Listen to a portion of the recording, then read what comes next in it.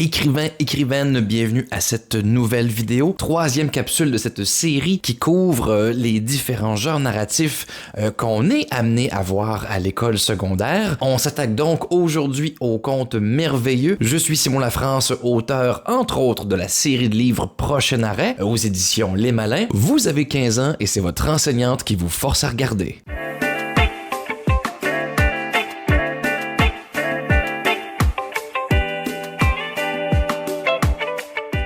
On parle donc aujourd'hui du conte merveilleux, qui déjà n'est pas super excitant lorsque appelé ainsi. Personnellement, je préfère beaucoup plus l'appellation de la fantaisie. C'est un genre narratif archi-codé, très bien défini, à ne pas confondre aussi avec son grand frère, le fantastique. On y reviendra plus tard. Mais commençons simplement par définir, n'est-ce pas, ces quelques règles qui régissent le conte merveilleux.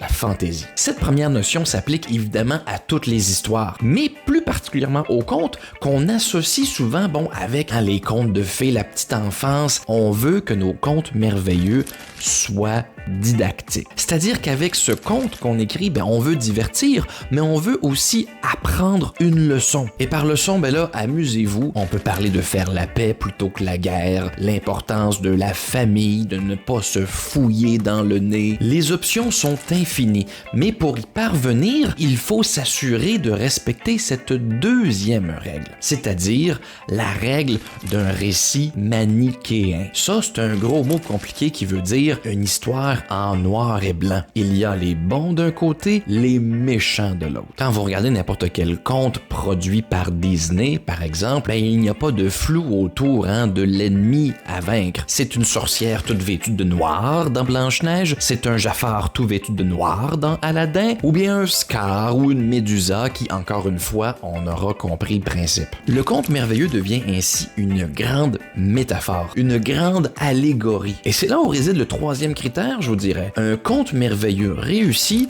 en est un complètement imaginaire qui répond à ses propres règles. Un monde dans lequel des dragons cyborgs rêvent de devenir cuisiniers. Un monde peut-être dans lequel de jeunes fantômes participent à un concours de mangeurs d'arbres à voiture. Si la gravité ne vous intéresse pas, vous n'êtes pas obligé de l'inclure dans votre monde. Et ça, je vous avais promis d'y revenir, c'est la grande différence entre le conte merveilleux, la fantaisie, et de l'autre côté, le fantastique. Le fantastique fonctionne lorsque mes personnages vivent dans un monde réel, calqué sur notre monde à nous, dans lequel les éléments imaginaires, surnaturels vont venir s'incruster, s'immiscer, déranger. C'est la différence entre une histoire terrifiante de maison hantée et celle de Casper, le gentil fantôme qu'on connaît tous. Une bonne façon pour le conte merveilleux de créer un monde complètement imaginaire et indépendant est de commencer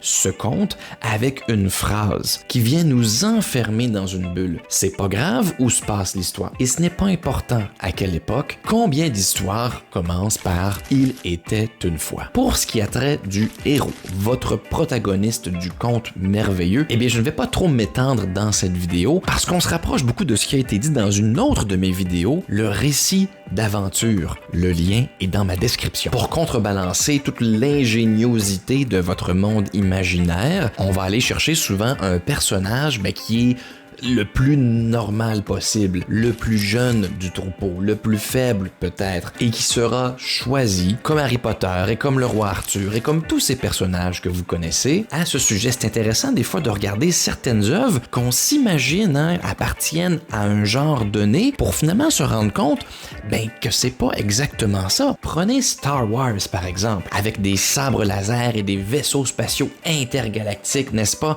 qui se promènent d'une planète à l'autre. Qui dit technologie dit science-fiction. Mais pensez-y une seconde. Star Wars nous explique-t-il comment notre monde à nous, réel, a évolué en ce monde de Jedi et de Sith? Si Star Wars se passe dans le futur, pourquoi les héros sont des chevaliers avec des épées qui flashent? La technologie de Star Wars ne nous est pas expliquée. C'est une œuvre didactique qui cherche à nous apprendre la différence entre le bien et le mal. Son monde imaginaire ne répond à aucune règle réel avec la force, cette énergie super puissante qu'on ne questionne pas, elle existe et c'est tout. Et quelle est cette phrase déjà avec laquelle on ouvre un conte merveilleux pour la détacher de la réalité? Il était une fois, ou comme c'est le cas ici, dans une galaxie très très lointaine. Finalement, en termes de style et d'écriture, bien, cassez-vous pas la tête, on se rabat, comme c'était le cas pour le récit d'aventure, sur la conjugaison au passé simple idéalement, qui va venir créer cette distance-là entre